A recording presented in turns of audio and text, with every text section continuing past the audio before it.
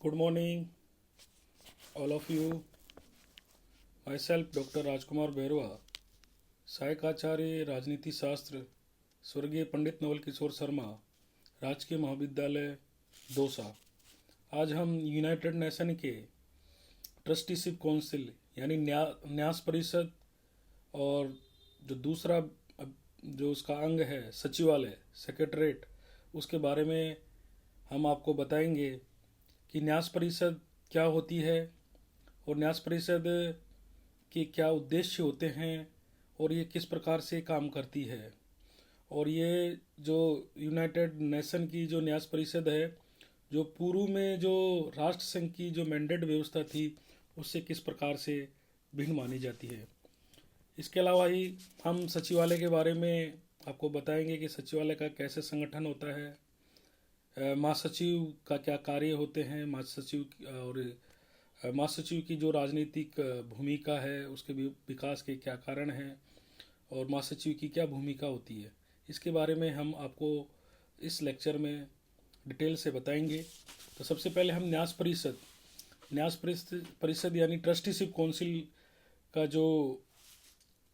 जो उल्लेख है यूनाइटेड नेशन के जो चार्टर है वो 8वें अध्याय में इसका उल्लेख किया गया है, जिसके जो चार्टर का जो अनुच्छेद है 75 के अनुसार संयुक्त राष्ट्र क्षेत्र अपने जो अधिकार क्षेत्र के अंतर्गत न्यास परिषदों के प्रशासन और नियंत्रण के लिए एक अंतर्राष्ट्रीय न्याय व्यवस्था स्थापित करेगा जो समझौते द्वारा संपादित होगी।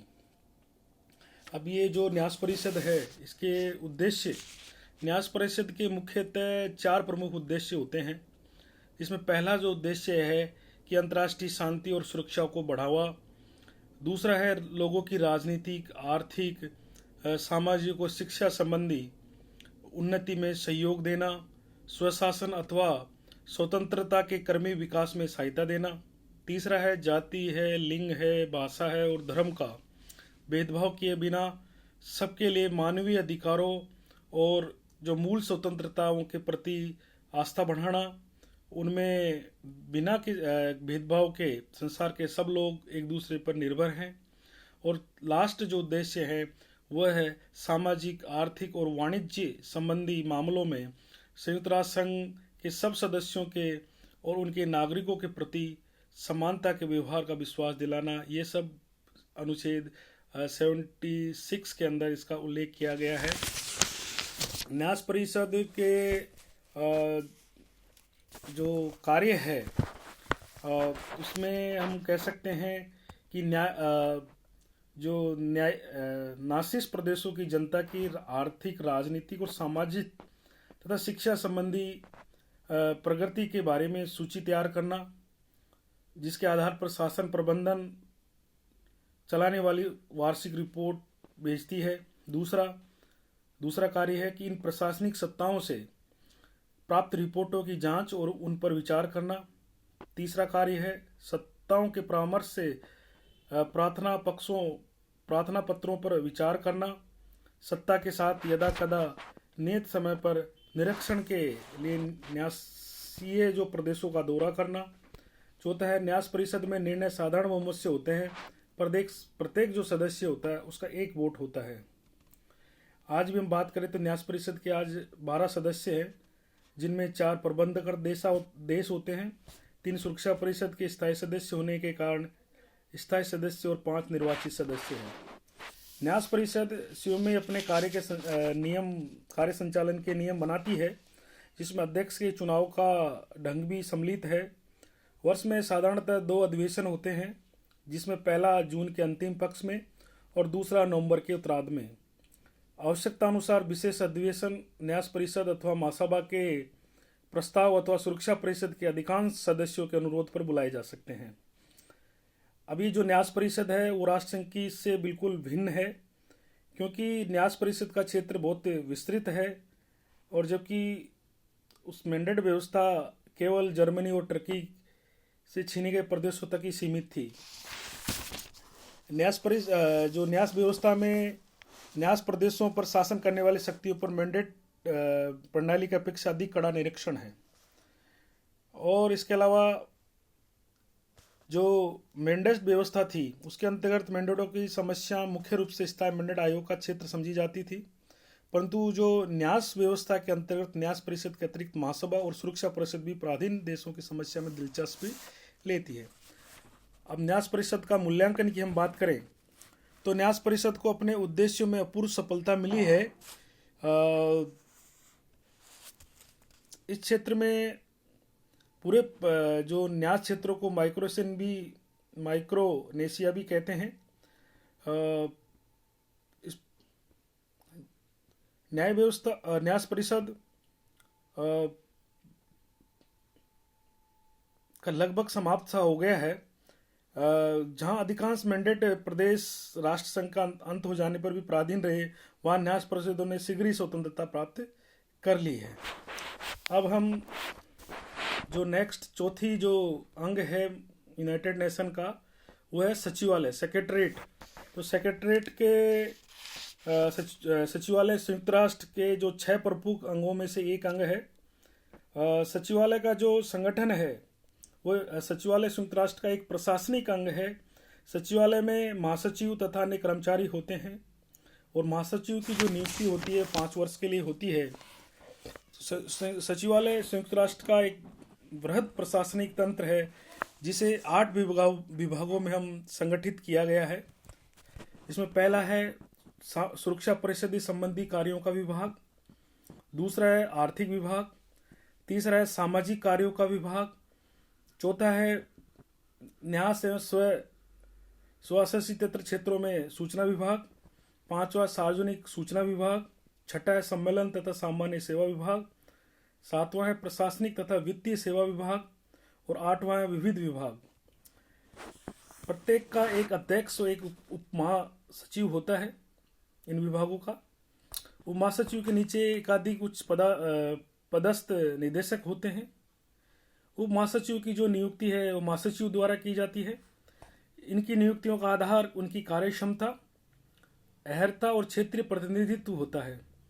इनकी नियुक्ति करते समय महासचिव को ये ध्यान रखना आवश्यक होता है कि यथासंभव विश्व के विभिन्न क्षेत्रों का समुचित प्रतिनिधित्व हो सके। अब आता है महासचिव। संयुक्त राष्ट्र की जो सचिवालय है वो प्रमुख संस्था है जिसके शीर्ष पर महासचिव का पद एवं उसका कार्यालय है। वह केवल सचिवालय का अध्यक्ष ही नहीं, संपूर्ण विश्व संस्था के कार्यों का सूत्रधार भी कहा जा सकता है। उसे सचिवालय का मुख्य संचालक भी कह सकते हैं। महासचिव की नियुक्ति 5 वर्ष के लिए होती है और इसके जो कार्य हैं यूनाइटेड नेशन में, जो महासचिव के जो कार्य हैं, पहला कार्य सामान्य प्रशासन।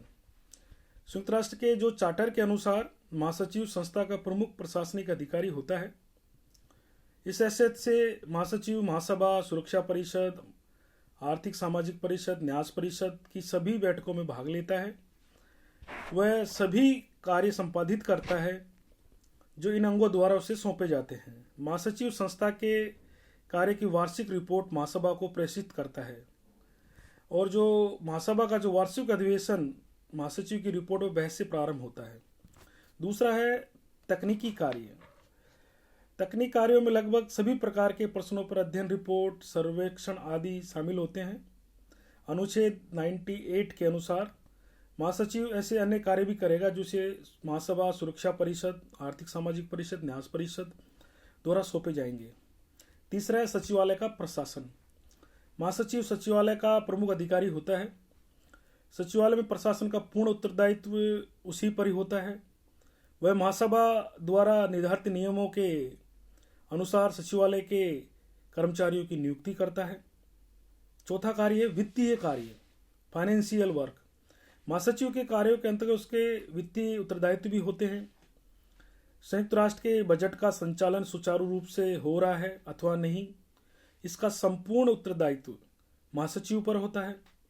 वह संयुक्त राष्ट्र का बजट तैयार कराता है जिसे बजट सलाहकार समिति के सम्मुख प्रस्तुत किया जाता है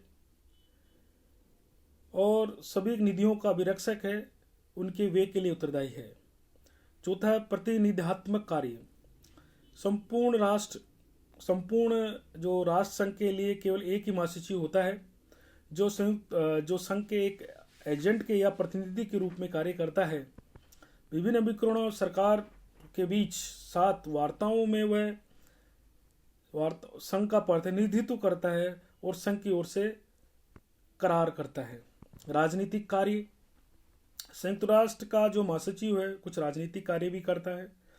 अनुच्छेद 99 के अनुसार महासचिव किसी ऐसे मामलों में की और सुरक्षा परिषद का ध्यान दिला सकता है जिससे उसके विचारों में अंतर्राष्ट्रीय शांति और सुरक्षा के बने रहने में संकट उत्पन्न हो सको। इस प्रकार से ये महासचिव के कार्य होते हैं। अगर आज की जो वैश्विक परिदृश्य में महासचिव की जो राजनीतिक भूमिका है वो दिनों दिन बढ़ती जा रही है, उसके बहुत सारे कारण हैं, जिसमें बढ़ने के जो कारण है उनमें पहला कारण है संवैधानिक व्यवस्थाएं। जो चार्टर का अनुच्छेद है 99, उसमें महासचिव की राजनीतिक भूमिका को वैधानिक आधार प्रदान किया गया है। इस अनुच्छेद ने महासचिव को एक प्रकार से संयुक्त राष्ट्र और उसके सदस्यों के आंख और कान के रूप में कार्य करने का उत्तरदायित्व सौंपा है। महासचिव ऐसे बहुत सारे कार्य वर्तमान परिदृश्य में ऐसे बहुत सारे कार्य उसके द्वारा किए जा रहे हैं जिससे उसकी शक्तियों में दिनों दिन बढ़ोतरी हो रही है। दूसरा है महासचिव की पृष्ठभूमि और व्यक्तित्व, उससे भी उसकी राजनीतिक भूमिका बढ़ती है।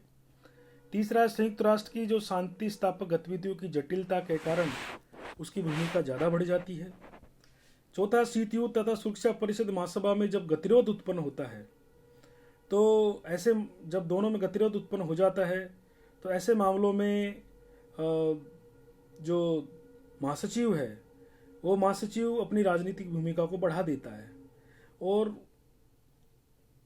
अंतर्राष्ट्रीय शांति और सुरक्षा के लिए महासचिव को आगे आना होता है। अब महासचिव की जो भूमिका है उसके बारे में हम आपको बताएंगे। महासचिव का पद अत्यंत महत्वपूर्ण है। उसे न केवल प्रशासनिक कार्य करने पड़ते हैं अपितु राजनीतिक उत्तरदायित्वों का भी उसे निर्वहन करना पड़ता है। मतलब उसका कार्य उतना ही विशाल है जितना वह उसे बना सकता है। उसकी भूमिका उतनी ही व्यापक है जितने कि उसे वैधानिक अधिकार प्राप्त है, जितनी उसमें योग्यता है, क्षमता है। जितनी उसमें योग्यता क्षमता होगी उतना ही उसके जो उत्तरदायित्व है या उसकी भूमिका है, जो उसका रोल है अंतर्राष्ट्रीय परिदृश्य में, अंतर्राष्ट्रीय शांति सुरक्षा में, डेवलपमेंट में, तो वो उसको बढ़ा सकता है। उसकी भूमिका उतनी ही व्यापक है।